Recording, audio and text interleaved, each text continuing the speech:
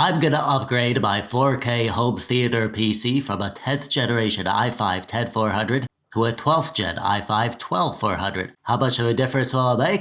Oh, I don't know. But let's find out!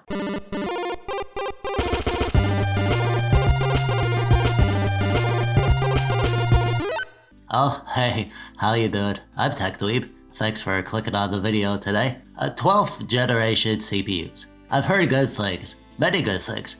But is it worth upgrading? Is your old 9th or 10th or 11th gen system obsolete garbage? Or is upgrading a waste of time and money that you could spend on other things? Like supporting TechDweeb on Patreon, link in the description below. Well, we're gonna find out how much of a difference upgrading from a 10th gen i5 to a 12th gen will really make. So grab a can of Diet Root Beer and make yourself comfortable. This is gonna be a wild ride.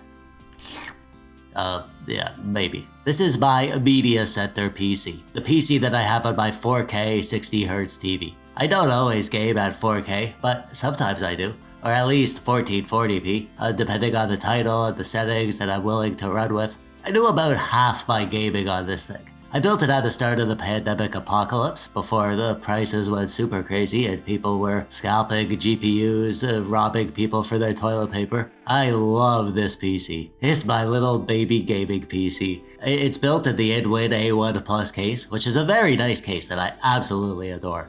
Well, I adore the look and size of it. I hate working in it. It's a cramped little torture chamber. But once you get it built, it's beautiful. The case has a built-in 650 watt power supply, and it comes with 2 RGB fans and RGB light strips underneath, and it even has a wireless charging pad on top to charge your phone.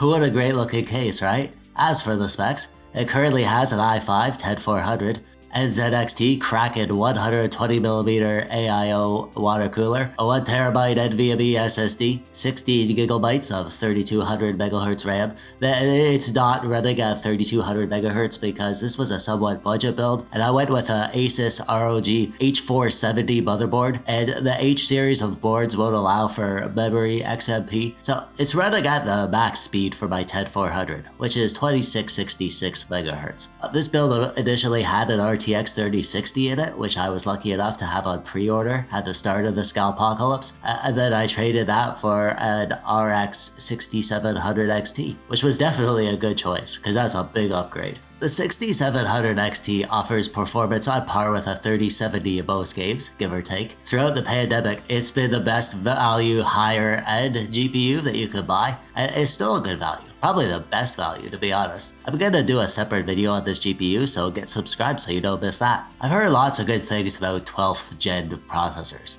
The 12400F specifically has been touted as the best value CPU ever. And when I hear things like that, it just gets me all warm and squishy. So when I found an open box deal on a 12400F and an ITX motherboard with a mail-in rebate, I couldn't resist snagging them up to give my living room gaming PC an upgrade. I'm actually super curious about how much of a difference it'll actually make in my setup. I think this is a pretty realistic scenario. Someone with some mid-range hardware from the generation before last, and they hear about these new processors and platforms, and they wonder if they're missing out by not getting on board with the new stuff. So before we upgrade, we need to do some baseline benchmarks. I'm not going to benchmark a ton of stuff here. We'll save that for the dedicated 6700 XT video. Let's just do 3 games, one at 1080p, one at 1440p, and one at 4K. And we'll do some sort of CPU benchmark like Cinebench, and then maybe some other productivity task like rendering a video in Adobe Premiere. That should give us a pretty well-rounded set of data. Again, this is all done on our i5-10400.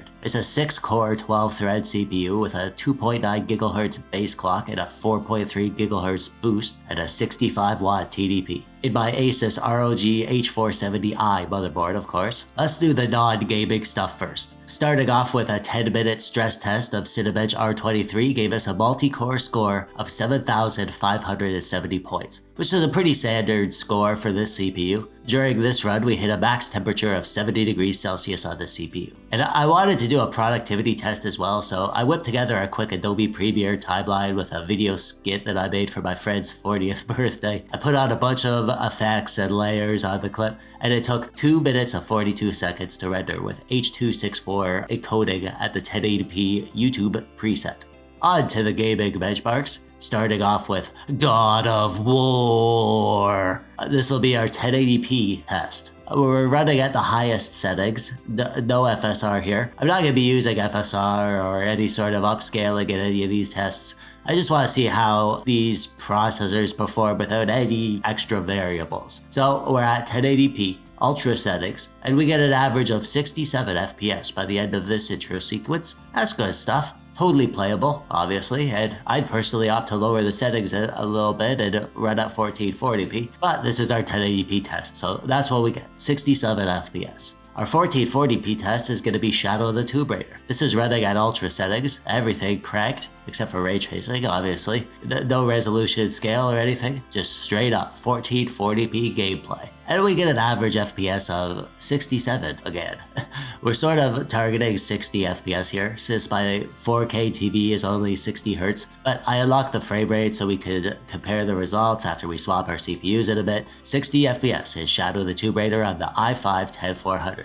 And for our 4K test, our 10400 has to deal with The Witcher 3. The performance wasn't amazing here. Actually, you see on the screen, it's kind of choppy. The game ran fine. That's just my crappy game capture. It messed up the 4K stream. Yeah, this is running on 4K with the settings all maxed except for NVIDIA Hairworks. Since this 6700 XT is an AMD GPU, I didn't want to treat it unfairly by giving it some NVIDIA specific tech to deal with. But the settings are all cracked and we only get 46 FPS average. This isn't a particularly demanding area of the game either. This game gets bogged down when I throw my fire mobs with a bunch of explosions, so it's pretty much a best case scenario, and we can't run at 4K with max settings at 60 FPS, which isn't great considering this is a game from 2015. Amazing looking game, but it's still pretty old by today's standards, and our i5-10400 can't push 60 FPS at 4K with max settings. But hey, maybe that's all the fault of our GPU, but we'll see when we switch to the i5-12400F. So there we go, that's what our 12400F needs to be. So let's go through the non-trivial process of ripping out my old motherboard and CPU and installing a new one in this little torture chamber of a case. Most of these tasks were GPU limited, but this is a gaming PC, and the main reason I'm upgrading is for the gaming performance, and I'm super curious to know if it's worth the trouble and the cost of the upgrade.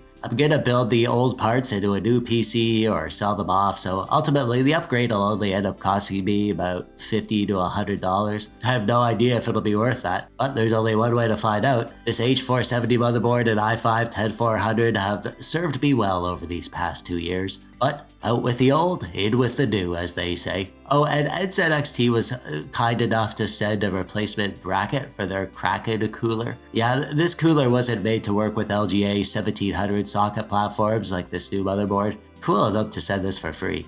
Get in touch with them if you need one. Oh, I guess I should tell you about this new stuff. This is the AsRock B660m-ITX AC motherboard. This motherboard does support RAM overclocking, so that'll be nice to be able to run my RAM at its proper 3200 MHz speed. I don't think that alone will make much of a difference, but it should help a little bit. Oh, and we're sticking with DDR4. This is a DDR4 motherboard, and I already had DDR4, and I wanted to keep the test fair. And the star of the show is the i5-12400. It's a 6-core, 12-thread CPU. Only performance cores on this one. There's no efficiency cores like some of the 12th gen CPUs have. This runs at a base clock of 2.5 GHz with a boost up to 4.4 GHz. And this is the F variant, so no integrated graphics. But other than that, there's no difference in performance from the regular 12400. It also comes with the new Intel stock cooler. I'm not using that in this build, obviously, but I'll show you the performance of that in another video sometime soon, I think. Oh, and we're sticking with Windows 10. I have my reasons for hating Windows 11, trust me on that. And I think the data shows that there's not really any performance difference between Windows 10 and Windows 11, at least in terms of gaming. So I'm fine with sticking with Windows 10 until they fix everything that's wrong with Windows 11.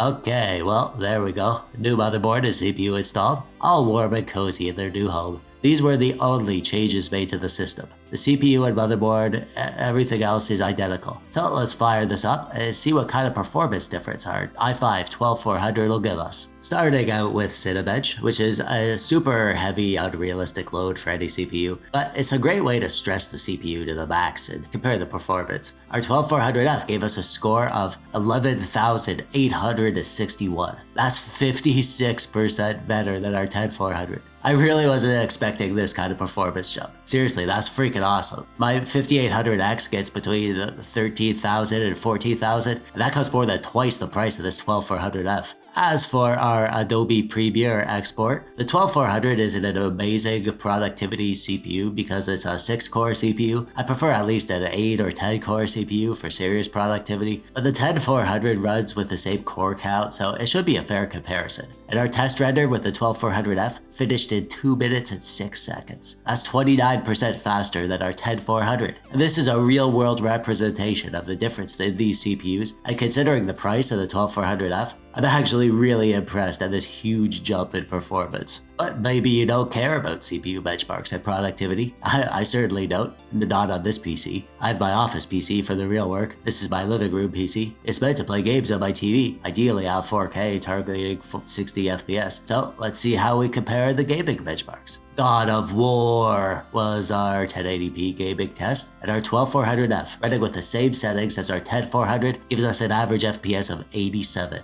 87. That's freaking amazing. That's a huge jump in performance from the 10400. The 10400 averaged just 67 FPS. The 12400 got 30% more FPS than the 10400. These CPUs are the same freaking CPU. The i5-10400 class. They're the same price. They're just separated by 2 generations of innovation. And this is the kind of jump in performance we're getting. This is crazy.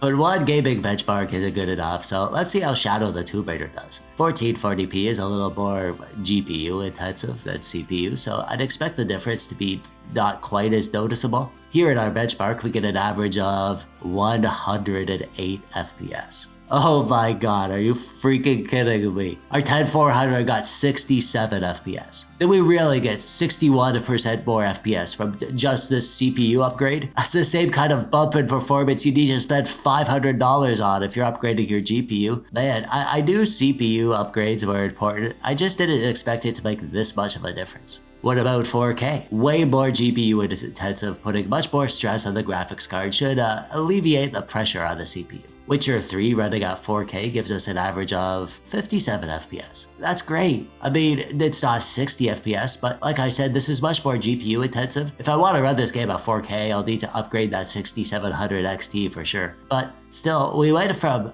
46 FPS on the 10400 up to 57 FPS, which is still a 24% increase. That's just freaking awesome, man. The 10400 was a good CPU too. Are you as surprised as I am that the performance across the board has improved as much as it did? It's kind of blowing my mind right now. Yeah, coming into this, I didn't expect massive differences, but wow, it really was a freaking huge difference. Our Cinebench score was 56% better, the Adobe Premiere render took 29% less time, and we gained an average of 38 more FPS across our gaming tests. So, should you upgrade from an old 9th or 10th gen i5 to the new 12th gen? Well, heck yeah, you should. Freaking yes, do it. Do it right now and don't look back. Like I said, I'm gonna sell my old motherboard and CPU or build them into a new PC to sell, so ultimately this upgrade will cost $50 to $100. $50 to $100 for 38% more FPS in most of your games. That's amazing bang for the buck. And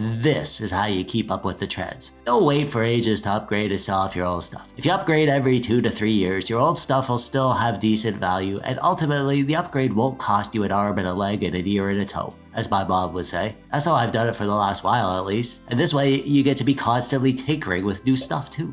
And that's it, I guess. Did you expect a huge difference in performance? Are you surprised and shocked that we did get 300% more FPS? Or is this about what you'd expect? Or is this way more than you expected? Are you running a 12th gen CPU on a new platform? Are you ready to make the jump to DDR5? Or are you happy running an older CPU and have no intention of upgrading anytime soon? Sound off with your thoughts in the comments below. And while you're down there, click the thumbs up button if you like the video. Or the thumbs down button if you didn't like it for some reason. Subscribe so you don't miss any of my videos. I'm TechDweeb. Thanks for watching. Bye-bye.